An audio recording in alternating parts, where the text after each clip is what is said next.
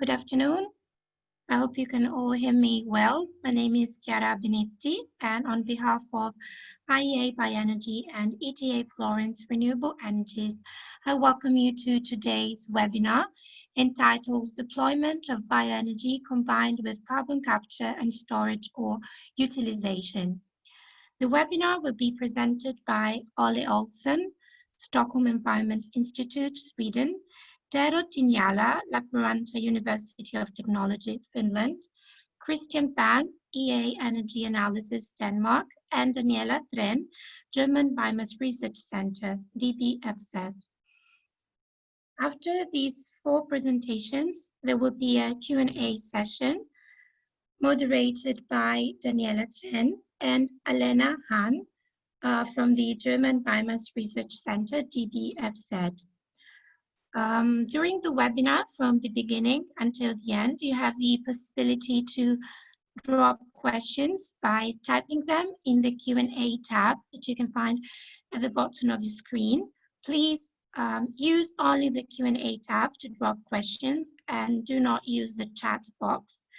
Otherwise, it would be a bit complicated for us to follow all the questions that you will have to ask.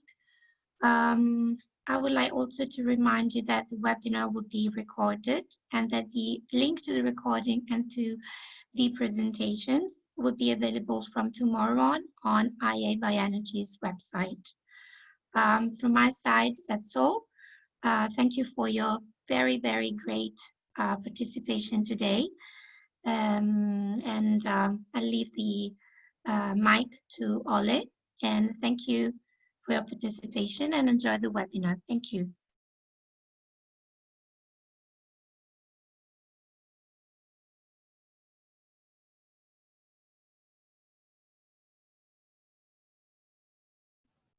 Thank you, Chiara. So welcome everyone to this IEA Bioenergy Task 40 webinar on the deployment of bioenergy combined with carbon capture and sequestration or utilization.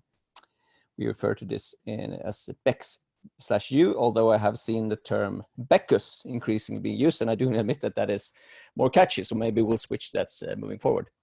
As Chiara said, my name is Ole Olsson. I'm with the Stockholm Environment Institute, and together with my colleagues, I will guide you through today's webinar. Before we go into the topic of today, I would just like to say a few brief words about IEA Bioenergy. It is a technology collaboration program hosted by the International Energy Agency, and there are these TCPs, as they're called, for all kinds of topics related to energy. So there's one IEA hydrogen, there's one IEA solar, and there's also one called IEA GHG, which deals with greenhouse gases, and they do a lot of interesting work on CCS in particular, if you're interested in that. It's important to note that these TCPs, they constitute a set of independent expert groups. So even though we are hosted by the IEA, we are independent experts, and we do not sort of represent the opinions of the IEA as such. And if you look at the very low end of the slide here, you'll see more of this fine print. This particular work is presented by, or has been done, I would say, within the auspices of the IEA Bioenergy Task 40, which is an expert group focused specifically on deployment of bio-based value chains. So our main focus is to try to analyze the kinds of issues that needs to be addressed to get sustainable bio-based projects up and running. So we're basically trying to tie together all the aspects of technology and policy and sustainability governance and so on, to see where where are the obstacles in sort of taking these things from a concept to reality. And today's webinar then, of course, is centered about taking BECCS, bioenergy combined with carbon capture and storage or utilization, from concept to reality. All right, so let's move to our program for today. We will basically start with walking through the whole BECCS supply chain from starting with capture in different sectors via transportation to storage. After that, we'll talk a little bit about the U part of the BECCS-U, or the BECCUS, which is utilization of CO2 for different purposes. We will then talk a little bit about the non-technical aspects to get BECCS projects up and running in terms of policy, policy measures, financing, and so on. And then close the presentation with some discussion points of our own. And then hopefully you, our audience, will have some discussion points for us as well. Okay. So I guess the starting point for this whole discussion on BECCS and negative emissions is that it's becoming increasingly likely that we will need negative emissions, so in some sort, to reach the Paris targets, and especially so if we're aiming for the 1.5 degree target, which where time is really getting short. Obviously, the current COVID crisis notwithstanding, and we'll see what kind of long-term effects that will have. But in terms of the immediate emission reductions, it certainly won't be sufficient. And if we look at sort of getting these negative emission technologies up and running, ideally then we would like to get them up and running as soon as possible to sort of start sucking CO2 out of the atmosphere sooner rather than later.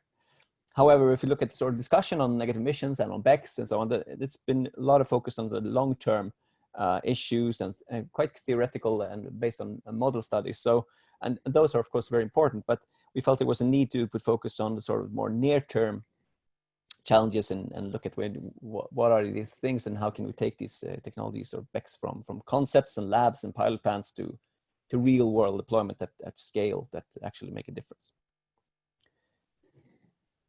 So just to shortly walk through the supply chain, what we talked about, just to give everyone an overview of the terminology, a very simplified BECCS use supply chain might look something like this. So you start with some sort of biomass resource, and it can be vary widely depending on the application, of course. And then you have a process where you convert that biomass. Obviously, you do this for a purpose. It could be an industry. This could be a heat and power station or an ethanol production facility. But you're converting biomass in a way that converts the carbon in that biomass to CO2. And this could be combustion, but it could also be fermentation, for example. And then the next step is to take the CO2 once it's captured, and in a minute you'll hear more about the details of the capture part. The CO2 is captured and it's transported in one way, and this could be, of course, this could be within a facility. It could be very short if you're taking it to reprocess the CO2 in some way, but it could also be a very long distance if it's taken by ship to a storage site. Could be thousands of miles, and then you get to a point where you either have storage in a underground reservoir of some sort, or utilization then, and here you see the sort of the difference between the C and the U at the very end of the BECCS part. And that to give you just a short overview, and then I'll hand over to Tero, who will talk a little bit about the specifics of CO2 capture in different sectors.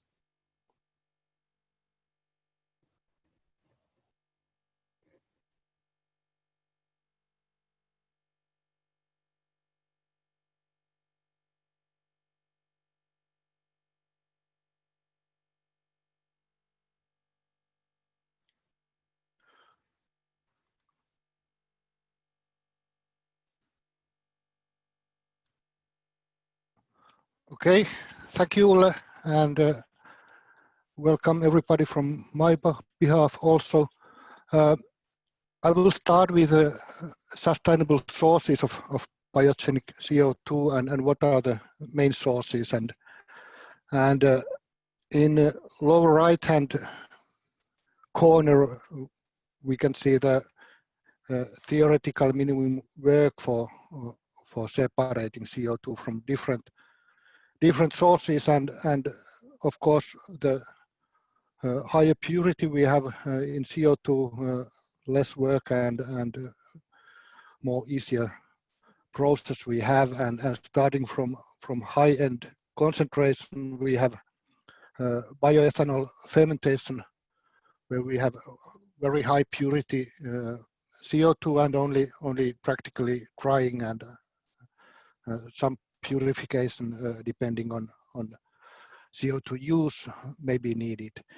And currently world's largest bioenergy CCS plants are all practically based on bioethanol production, and in the top right corner there is a figure of this ADM BECCS plant where bioenergy production from corn processing facility CO2 is taken and stored. Coming to lower concentration, next comes gas digesters with about 40% of CO2 content. There is different options. This biogas can be upgraded by feeding hydrogen and producing more biogas, or then we can separate CO2 from biogas and either store or use it elsewhere. Then further down to flue gases, pulp mills are a big source of biogenic CO2. Current chemical pulp mills has some more than 350 megatons CO2 per year, and it is assumed to increase. Paper use and paper production may be decreasing, but other pulp-based products like replacing for plastic products are expected to increase, and in future the global potential of CO2 from pulp mills could be something like half gigatons per year.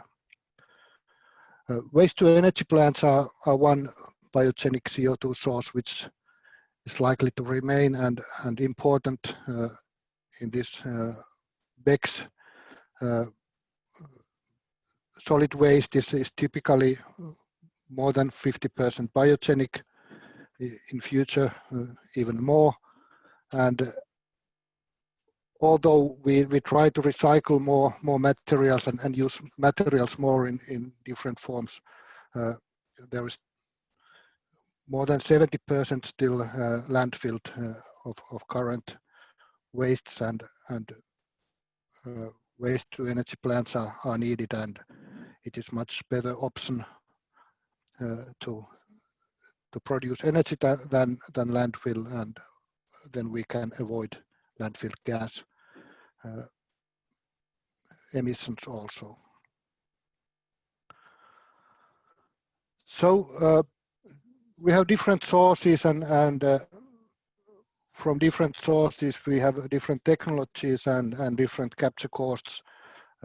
There is quite large variation in estimation of capture costs, and as said, there is not so many large-scale CCS or bio-CCS plants available, so clear, let's say, future cost estimates are difficult to give. But we have some idea, and this figure shows roughly around 2050 or a little bit earlier what could be the CO2 capture costs and capacity from different sources be.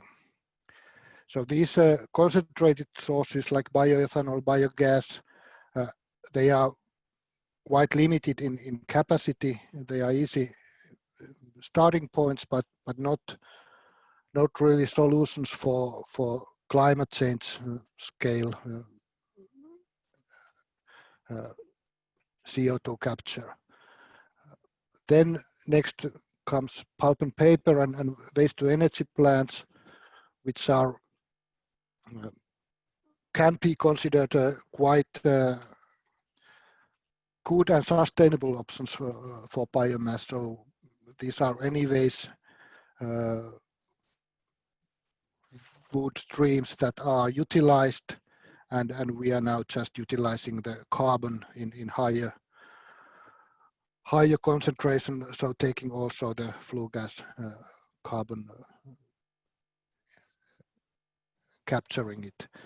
And then these bioenergy crops, dedicated bioenergy crops, there is a very high variation of estimations what is really the sustainable capacity we have, and these land use change issues. At the same time, it is forests are important carbon sinks, and we need to be sure that we are not cutting those in energy crops. But anyway, we have a good sources, and we can handle part of the problem with BECCS, and it is required. Some part probably we need also this DAC, means direct air capture of CO2. So more expensive, but to have these capacities needed for overall negative emission targets required by 1.5 or even 2.2 Celsius degree targets. It seems that bioenergy is not only solution but important solution there.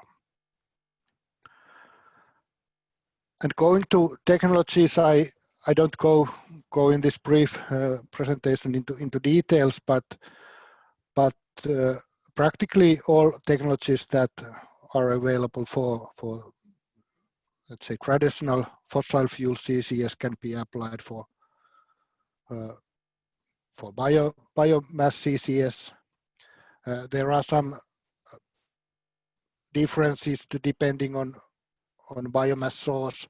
Usually we have higher moisture content, higher hydrogen content than in most of the fossil fuels, so it leads to quite large flue gas condensers.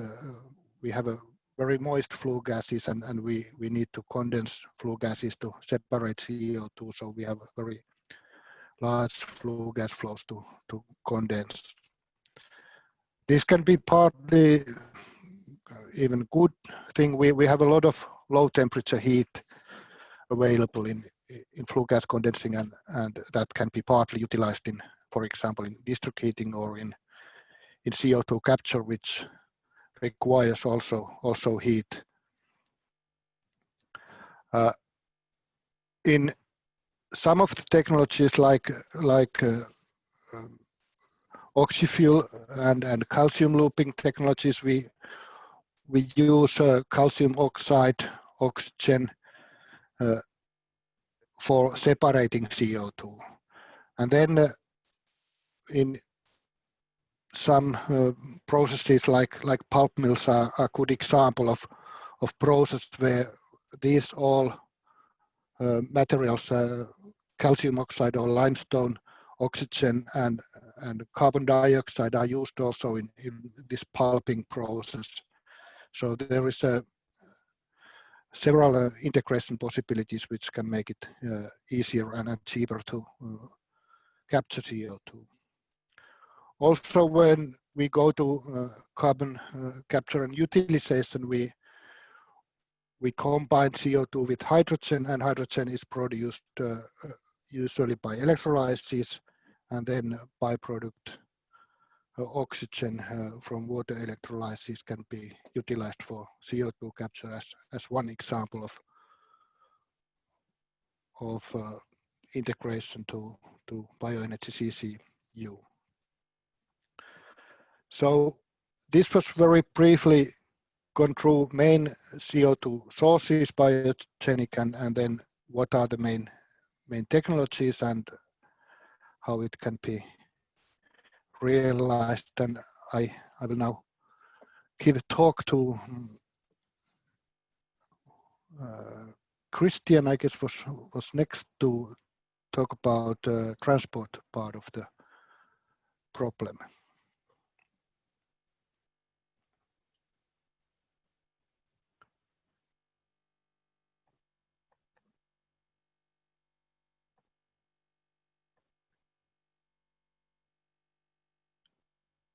Thanks, Joe, and thanks to everyone for tuning in. Nice to see so much interest in our work.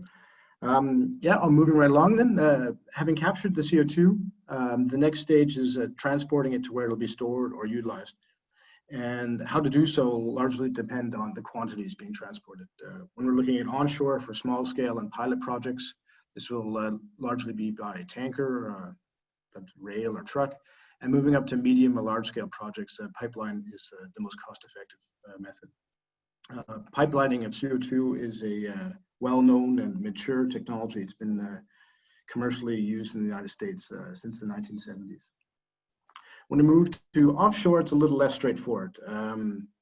in terms of it should be shipping or pipeline, and will often depend on some quite project-specific factors.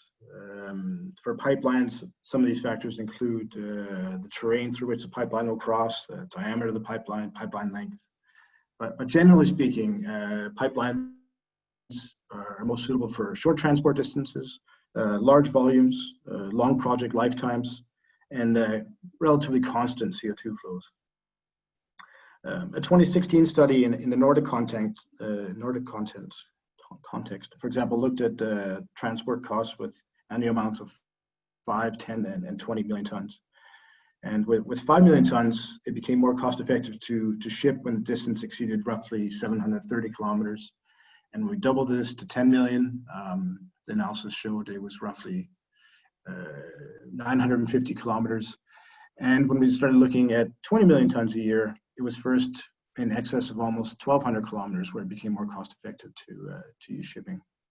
Of course, there's also non-cost related aspects that should be looked at in terms of flexibility, reliability, environmental considerations. Flexibility could be the timing of the CO2 flows, if they're very seasonality dependent. Reliability could do with how the CO2 is to be used. For example, if it's being used in offshore enhanced oil recovery, then it might be very important that the delivery isn't interrupted by severe storms. And when we say environmental considerations there, we're talking about the greenhouse gas emissions associated with the transport, particularly with shipping, which would be directly related to if it's fossil fuel based or not. And the last stage we look at is the sequestration of the CO2. If we look at geological storage, one of the large options is deep saline formations. These saline aquifers are plentiful worldwide, both onshore and offshore. And essentially this involves pumping CO2 deep underground into a layer of porous rock. This porous rock traps the CO2, and combined with a cap rock of dense rock above, sequesters the CO2 below ground. At depths below 800 meters, roughly, CO2 reaches what we call a supercritical state. In the sense it still behaves like a gas in diffusion terms, but has density properties of a liquid. So for example, at the surface, a ton of CO2 occupies roughly 550 cubic meters, but this can be reduced to 1 to 2 cubic meters at a kilometer below the surface. And another alternative is depleted oil and gas reservoirs. These are prime locations for injecting CO2, as the pore space that was once occupied by oil or gas can now be filled with CO2. And geologists are quite familiar with these sites. They've already proven that they can contain oil or gas for millions of years. Now, an alternative to simply sequestering it is utilizing or sequestering portions of it. And a very prominent example of utilization of CO2 on a large scale today is via enhanced oil recovery.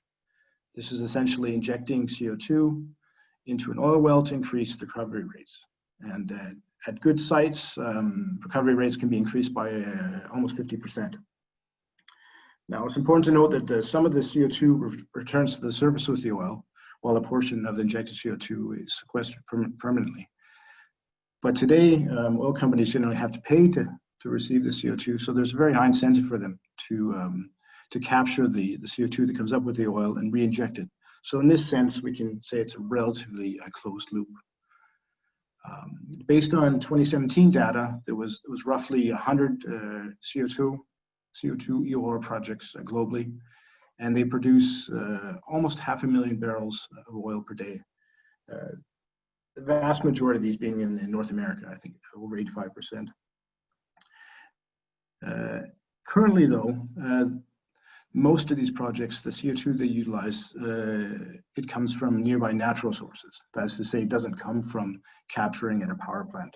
But there are some exceptions. And for example, a few projects have illustrated the feasibility of utilizing captured CO2 from gasification or gas processing plants. And this gives us, brings us over to a potential opportunity going forward, and that's using bioenergy-based CO2 in EOR. If, for example, the CO2 that was utilized in CO2 EOR instead was captured from biomass power plant, then this would greatly reduce the CO2 footprint of additional oil produced. The extent of this reduction will depend on the amount of CO2 sequestered per barrel of oil, and these estimates vary significantly. One IEA source estimates that between 300 to 600 kilograms of CO2 is injected per barrel of oil produced. When we say this, though, one should also note again that because the oil companies are looking to maximize oil production per ton of CO2, there are potentials for increasing the amount of CO2 that's sequestered per barrel. For example, one could inject additional CO2 into nearby depleted oil or gas wells.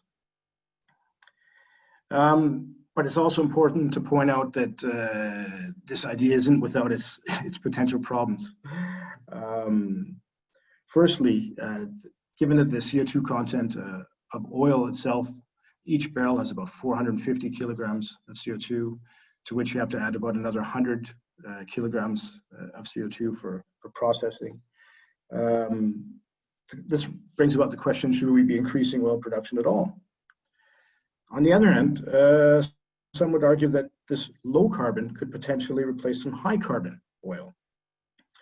So, and related to this, another issue is the question of how to share these CO2 reductions between actors. For example, if you look at the figure down the bottom right here, we have this biomass-based power plant that's in essence, if it was just sequestering the CO2, would be producing negative emissions, but now some of these emissions or many of these emissions are coming up again. So how do you appropriate these CO2 reductions between the biomass plant and the oil producer?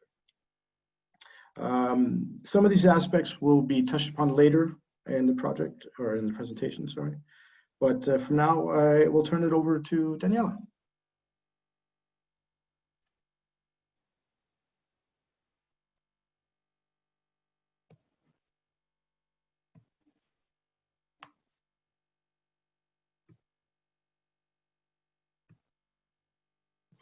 Thank you very much. I just also introduce myself. My name is Daniela Train, and I will now follow the utilization of biogenic CO2, the BECCUS aspect along the value chain. Utilization of CO2 is possible and also already realized with fossil and biogenic CO2 sources, but we have heard that there are some advantages if we take biogenic sources, such as we have mature capture technologies, we can build on concentrated streams of CO2, and we can have additional revenues for the bioenergy plant operators when CO2 can be sold for CCS or CCU. Utilization of biogenic CO2 sources can be realized in different pathways. The physical pathway, direct use of CO2 in liquid or gaseous forms, such as beverages, greenhouse, CO2 fertilization, or enhanced oil and gas recovery, which is connected to storage, and what we already heard from Christian. Material use of CO2 is typically a combination of CO2 with hydrogen to produce synthetic hydrocarbons, for example, platform chemicals and plastics, as a product from the transformation of the hydrocarbons. And the same approach is done if we go for energetic use. Here, the hydrocarbons which are produced are typically diesel jet fuels, or also gaseous fuels like methane for grid injection. When the hydrogen is generated from green electricity, the hydrocarbon generation of the materials and energy is called power to X. Power to X consists of typically fluctuating renewable electricity source, wind and solar, which is separated, or which drives electrolysis of water, where oxygen and hydrogen is separated. And in parallel, we have a CO2 source. We heard already a lot about possible sources here. And those two streams are combined in a power to gas or power to liquid reactor to produce power to liquids, power to gas, or even chemicals. There's for power to X already some pilot examples available. One pilot plant is the one here shown. It's in a world lab in Germany. The plant consists of 6 megawatt electricity input to 1,300 cubic meters per hour hydrogen production, CCU, and SNG. And you see the parts here. This is a combination of biogas plant with electrolysis. Here's the electricity supply enter the electrolysis unit. On the other hand, here we have a classical biogas plant, and this biogas is on one hand is upgraded to biomethane, which is fed in here in the amine scrubber, and the byproduct is CO2. And this CO2 is together with the electricity, with the hydrogen from an electrolysis unit converted into methane in the methanation unit and also fed in. In some we talk about 300 cubic meter per hour additional synthetic natural gas and annual amount of CO2 sequestered of 2,800 tons, and this equals about 220,000 beech trees. For economic feasibility, those units have to be in larger scale. So for BECCU, we can also think about pooling of different biogenic CO2 sources as an option. In sum, CO2 is an important technology for more resource efficiency. CO2 from renewable resources extends the resource base. I've shown you we can, let's say, have a longer value chain, but it is also a form of waste treatment that contributes to a circular economy and reduces waste streams. It can generate additional value and drive innovative business cases in new market segments. So far, we have to state that power-to-X applications are often more expensive than other options, for example, bio-based fuels. And we also see additional limitations that we need large CO2 volume flows. This is a point which is a limitation for all kind of BECCU and BECCUS processes, which can realize by biomass co-firing or by pooling from smaller scale sources. And it's important to understand that CCU has can contribute to CO2 reduction, but also under optimistic long-term assumption, this is a share of about up to 6% reduction of anthropogenic emissions. So it's interesting but limited. And with this, I would like to hand over to Ole.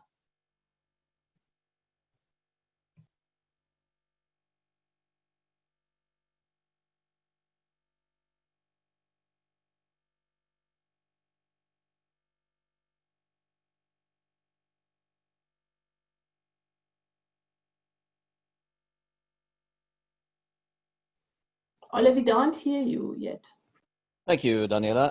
Yeah, so to conclude here, I would just like to, I guess, say a few words about how public policy could be used in sort of taking BECCS further up the TRL ladder and sort of getting it to commercial stage. So obviously, there's a lot of issues that need to be cleared up here pertaining to like regulatory questions. For example, CO2 transport across boundaries is something that's been discussed a lot. Obviously, you also need to look at issues that sort of make sure that when you set up these approaches to capture and transport and source CO2, that you do that in a way that doesn't come into conflict with other sustainability ambitions or stakeholder concerns. In the final 2 slides here, so I'd just like to focus on 2 issues that are related to sort of economics of these supply chains. And first of all, you can see there's two main challenges there.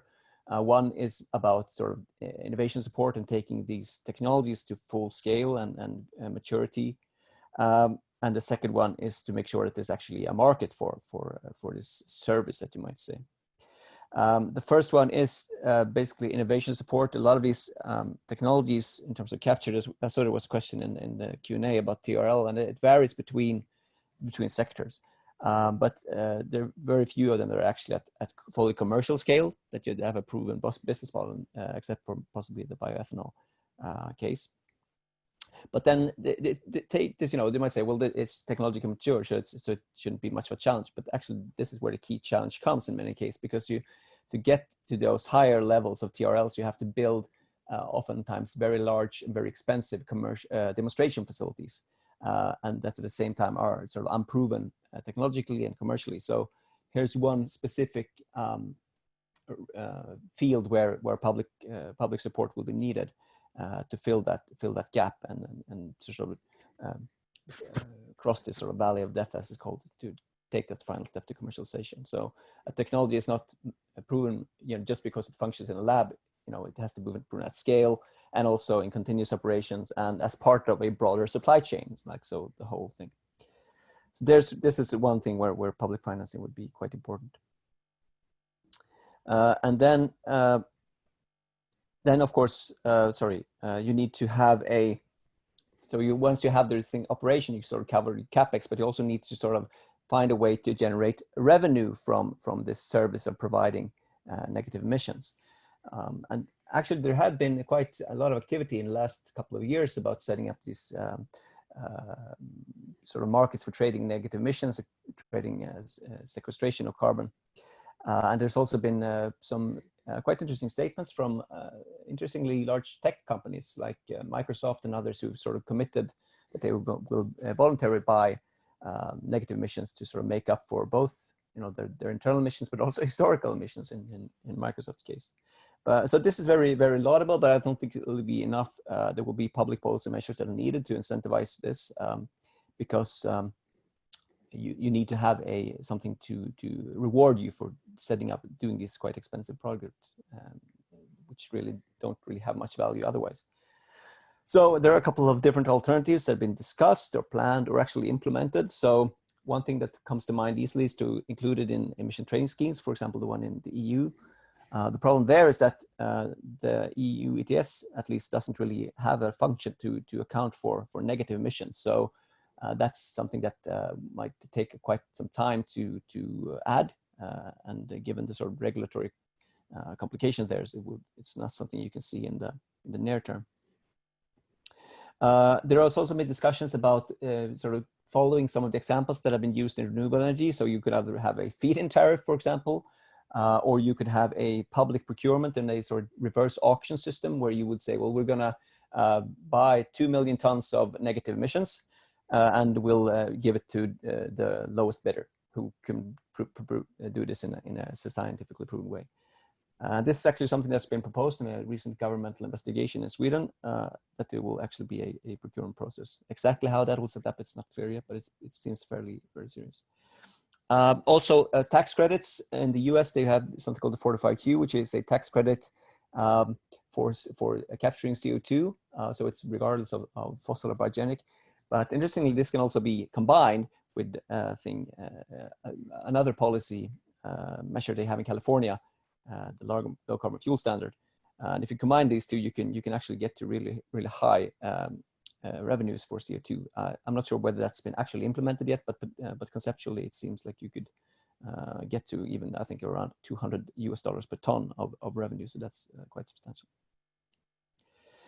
All right, so just closing up, a few key points moving forward in terms of discussion. I think one thing that came out of this is that there's really a need to close the sort of policy gap between fossil and biogenic CCS, because in several cases, as we heard Tero talk about, you can see that the capture costs are in many cases, or at least in some cases, lower for biogenic processes than for fossil, especially in bioethanol.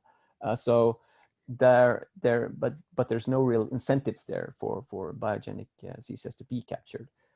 That's something that needs to be addressed. And I think policymakers need to start looking into how to do this in practice and all within their sort of legal frameworks pretty soon. Then, of course, BECCUS is an interesting thing because it obviously has a lot of benefits in terms of possibly driving technology of capture and also providing new products that in sort of recycling CO2. How to develop this for maximum mitigation benefits, I think that's very interesting. And also, especially, there's a need to basically start looking into the individual mitigation benefits of each individual case and have a sort of overview of how the carbon dioxide storage times vary and what effects that has on sort of mitigation potential. And one clear example here is bio-EOR, which Christian mentioned, that you can use biogenic CO2 for enhanced oil recovery.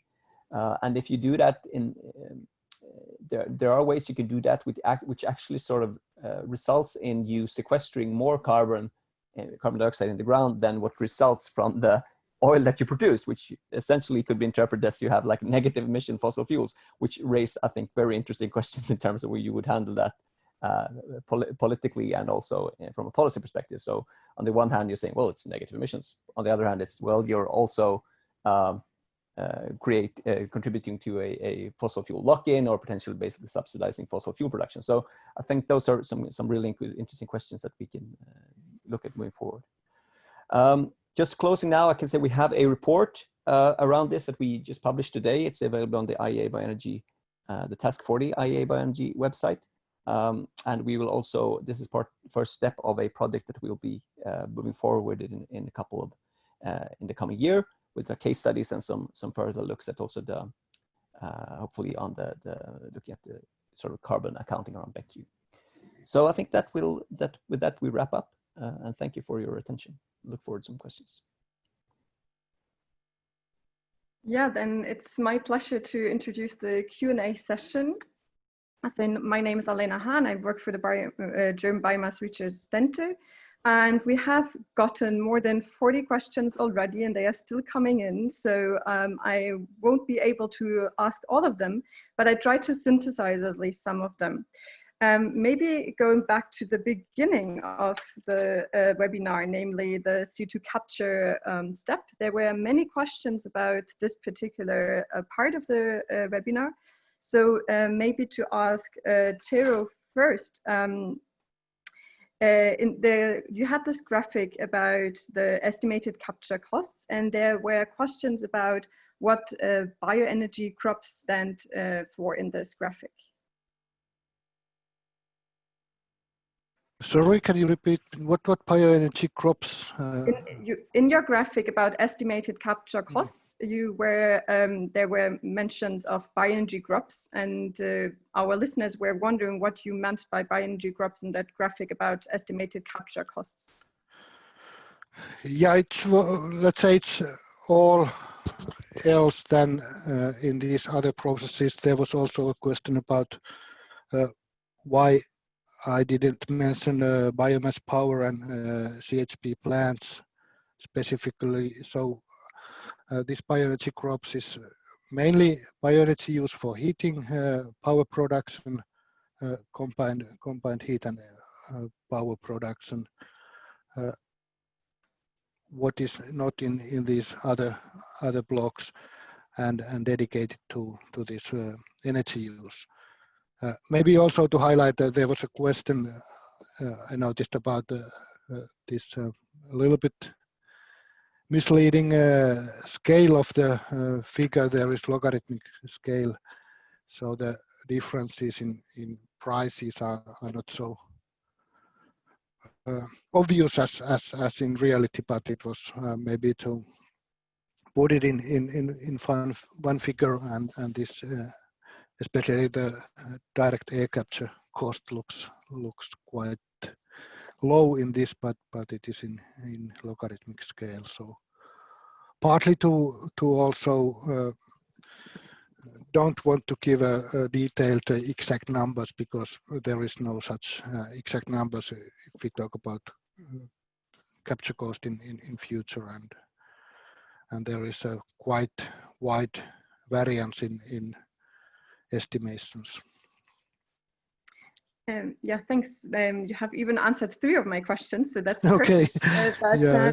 Maybe just checking in again on the estimates for cost, because there has been quite some debate in the Q&A sessions about the direct air capture costs, which were stated around 100 euros per ton for CO2 capture. Could you comment on this, where this figure comes from, or about the validity of this estimate? It's actually closer to 200 euros per ton. I think there was this misunderstanding about the figure scale. So yeah, there is some wide variation in estimation. Maybe this close to 200 is lower end of estimations for 2050, but there can be justifications for having a technology development in different parts of this, mainly energy consumption of sorbent materials for DAC. Then maybe one more question for you, because before I move on to Christian, because you have just mentioned also the energy consumption. There was another question, if you can further state something about the energy requirements of those different carbon capture technologies. Yes, well, let's say most major technology amine adsorption energy consumption is roughly 3 to 4 megajoules per kilogram CO2, and maybe then this kind of developed sorbents and very tailored sorbents can lead to significantly lower costs, but those haven't been applied in large scale, and also if we go to very exotic sorbents, then the large scale applications may not be so feasible, but it is somewhere from 2 to 4 megajoules per kilogram, but I think the only energy consumption number is not important. It is also how it can be integrated, and what is the quality of energy that is used for CO2 capture, whether we use low temperature heat or high quality electricity and so on. So it's difficult to give exact numbers for energy consumption. Okay, then thanks for that. And moving to the next stop along the CCS chain, or moving to the storage part more of it. So Christian, there were also some questions about this, notably if you could give a rough estimate about the current geological storage availability, and also specifically storage areas that are close to existing CO2 point sources. I think I'll take the first one first. In terms of these deep saline aquifers, my understanding is they were up in thousands of gigatons globally. But I must admit I don't have the exact figures in front of me, but that would be my off-the-cuff estimate. In terms of, sorry, your second question was large point sources close to storage areas. Yeah, again, it's also my understanding that these are fairly spread out, these aquifers. can be found many places. So I think in many cases they will be fairly close to large point sources. And I know there's been some work done to this, some mapping of potential clusters and both in terms of sources and in sequestration potentials. But I don't have that in front of me at the time, sorry. Okay, and then further questions were related to the safety and the permanence of the storage of CO2 underground. Maybe you could give us some more insights about that. Yeah, my understanding is, I mean, there hasn't been enormous amounts of work in this field yet, but there have been some testing and pilot projects and they've had fairly good results so far, or quite good results. But of course, there has to be some kind of long-term monitoring system put in place to ensure that if there are small leaks, that something's done to adequately rectify the situation. Okay, that's great. And then maybe one last question also for you.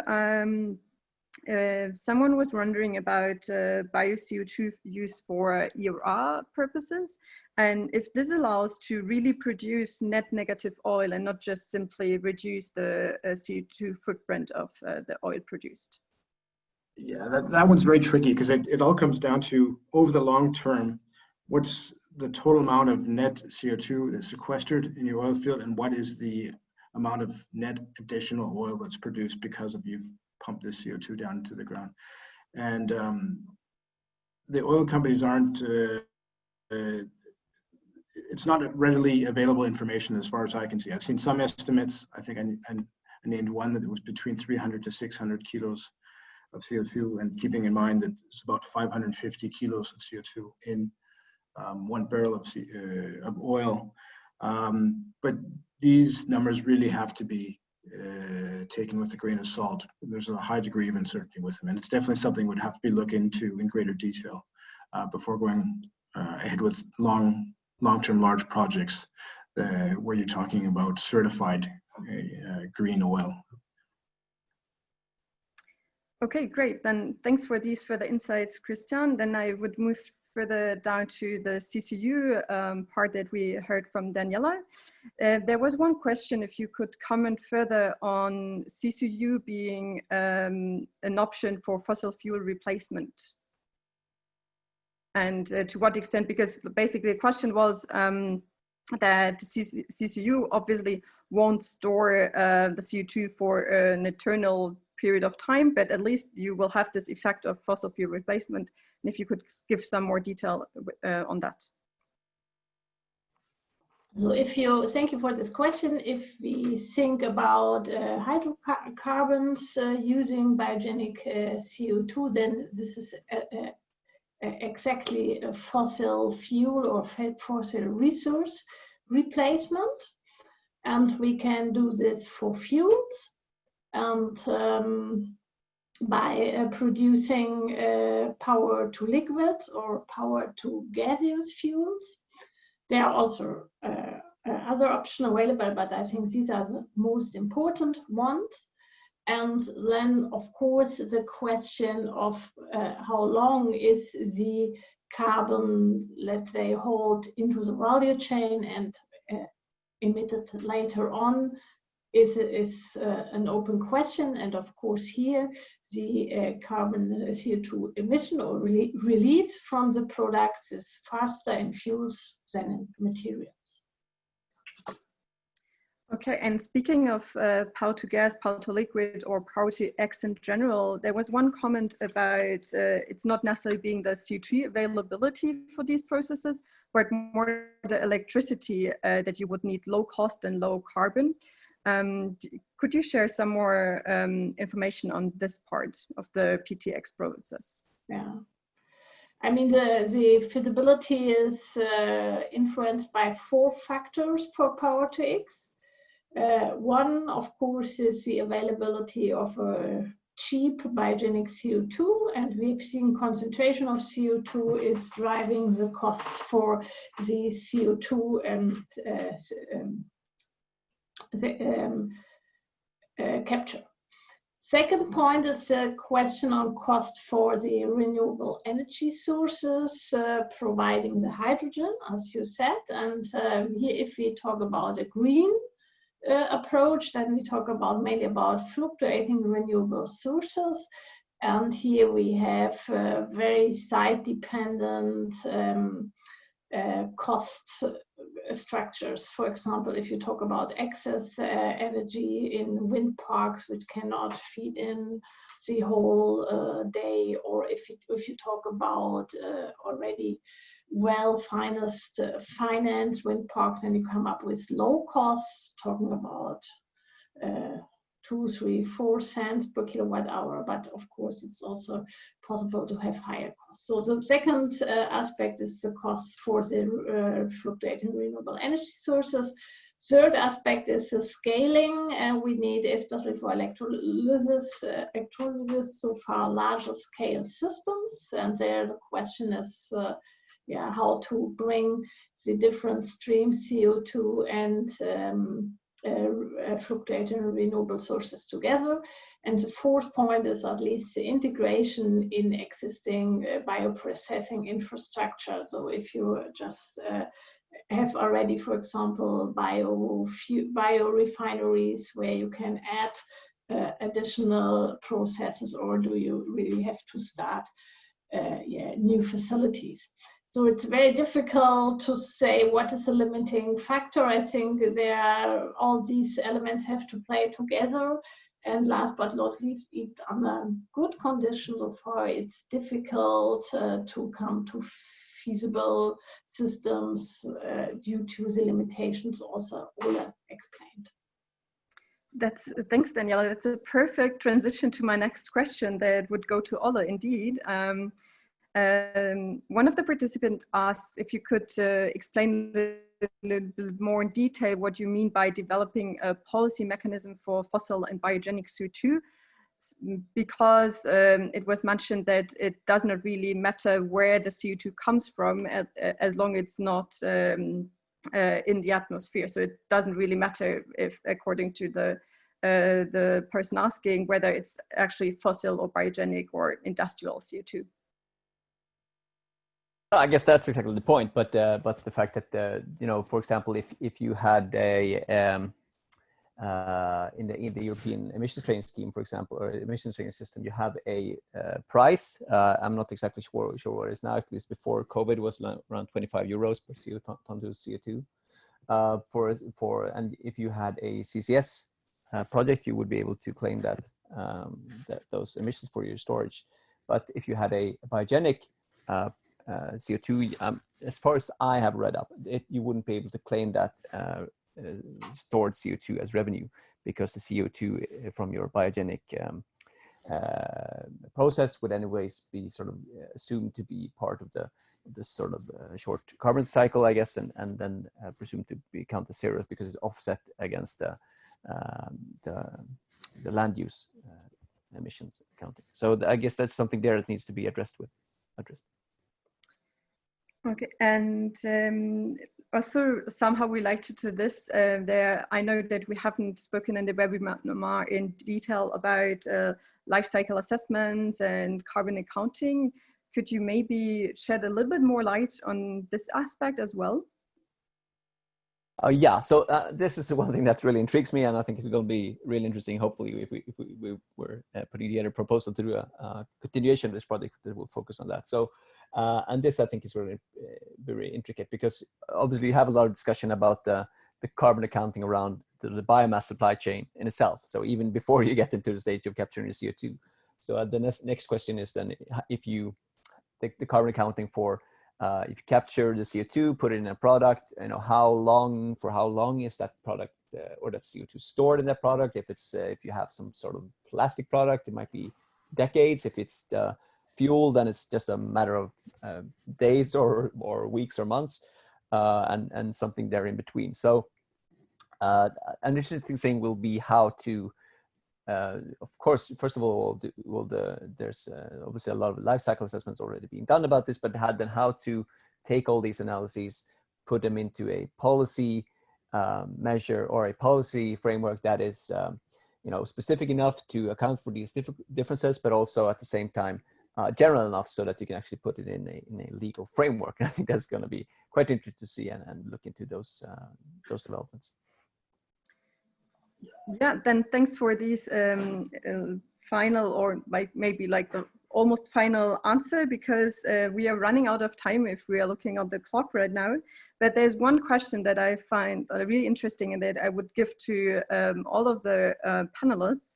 This is namely the question of what could be the role of BECCS and BECCU be in a post-coronavirus recovery.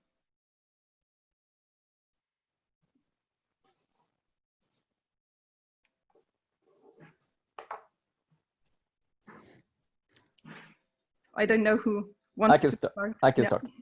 No, I think there's plenty of there's obviously a lot of discussions about the sort of green recoveries and so on. I think there's a lot of potential to take the sort of long view here and look at, well, now this might be a good point to actually start looking into deploying negative emissions properly, and not just BECCS, of course. There are other technologies and land-based afforestation and so on, and reforest restoration and so on. So, yeah, I think there's good opportunity for policymakers to take a step here.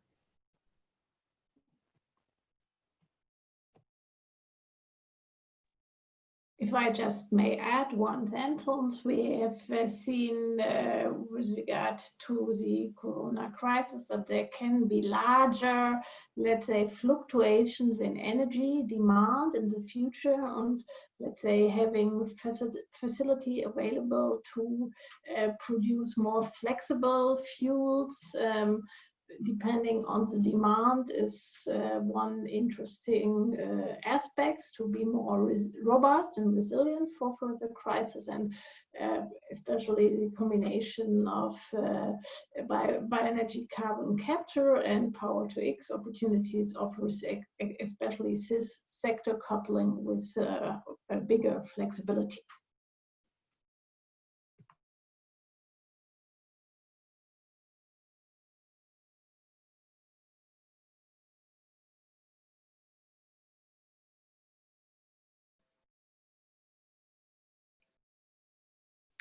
Any further ideas by you, Tero or Christian, on this question? Otherwise, I would close this webinar with these last insights. Yeah, I think I agree with the previous ones. Of course, it is important to target these. We have this Green Deal things and COVID funding to get economy going on, and in bioenergy CCS or utilization path, I think most important is to have these kind of large infrastructures and large demonstrations forward and funding for these, really to get from laboratory or small scale pilots to utility size projects would be certainly beneficial for technology development and also for this negative emission technologies.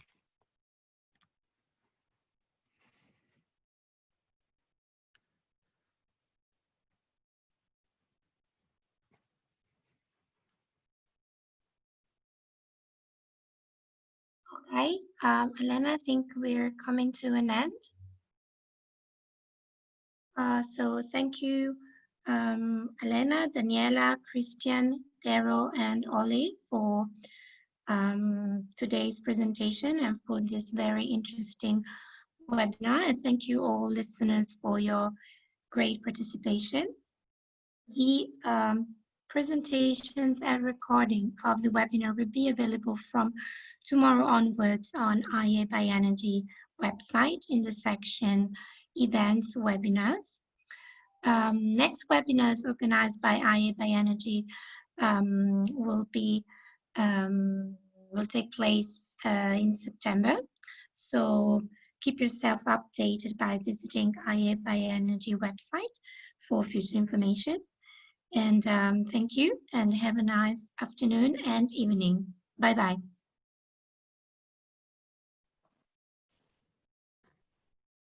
Bye.